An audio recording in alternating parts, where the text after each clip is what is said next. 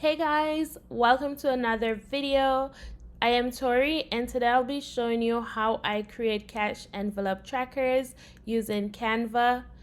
Just so you're aware, you don't need a Canva subscription to achieve this. This can be done with the free version and the trackers will look similar to the ones shown here. Don't forget to like and subscribe. Let's get started. So once we have Canva open, we're going to go ahead and select custom size.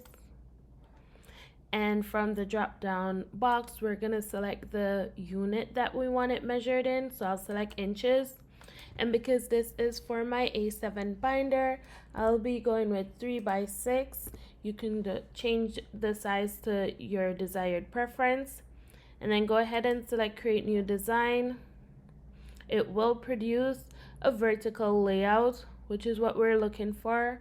We're gonna next go ahead and select elements and search for a table to get our rows and columns. From the search result, you'll select the table that you like.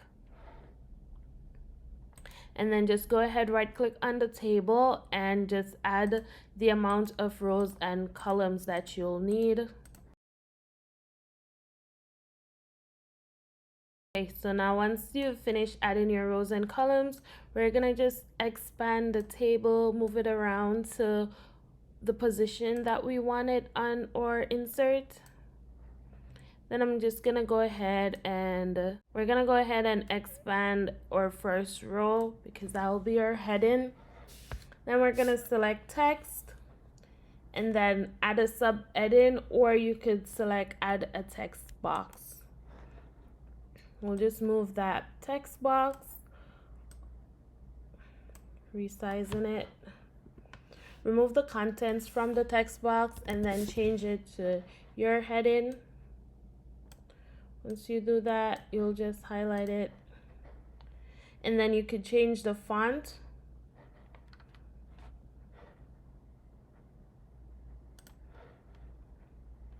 Once the fonts change, you could go ahead and change the font size.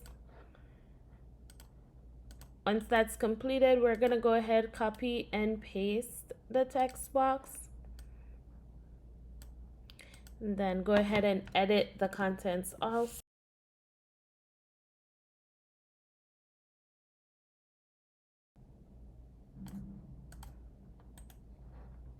Go ahead, copy and paste another text box.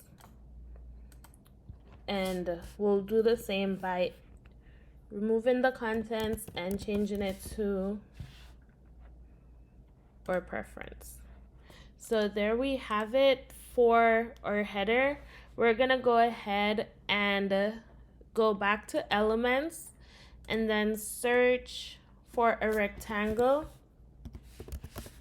or any shape that you want at the top of the insert. I'm gonna go ahead, from the search results, you could select any one of the designs that they produce. I'm gonna go ahead and select this one and I'll just expand it to how I want it.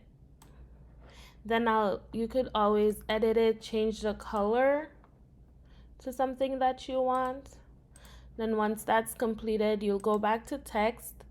You could either search for calligraphy just to get the type of writing style that you're looking for. I'm gonna select that, and then you could go ahead and choose from the list.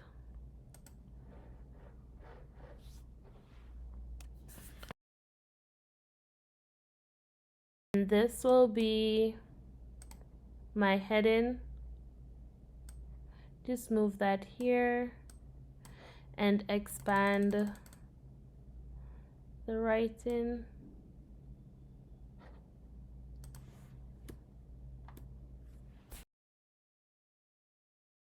So if you don't want that writing, you could go ahead, change it from the drop down box and change it to something that you like. Change the font. Yeah, so now that we have that, we're gonna go ahead, add a text box because we're still in text. We'll just add a text box just to customize our template a little bit. So here we're gonna add start date.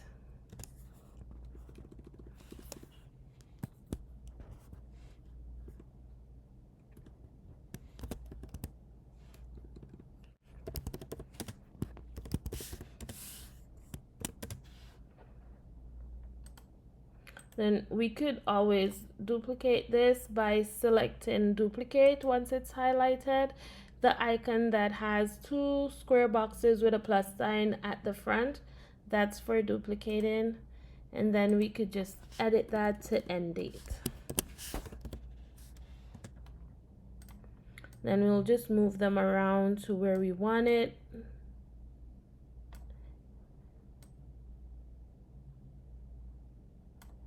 Okay, and then we'll go to elements and select and search for a line. And then from the search results, you'll select the type of line that you want.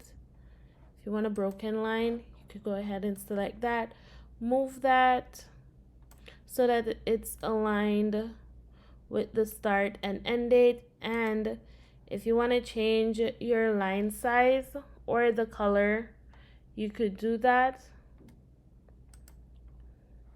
So just select line style, that's the one in the center here, and then for line weight, that's how you change how thick or thin the line is. So you're just gonna reduce that until it's a little bit smaller. Then we'll just copy it and paste it, or we could always use duplicate if you don't want to copy and paste. And there you have it. You could always go ahead, customize it to how you want your template to look or your insert to look. And then you could go ahead, select duplicate page for more than one categories, and then you'll go ahead, edit whichever one, like the heading, and just change it to something else.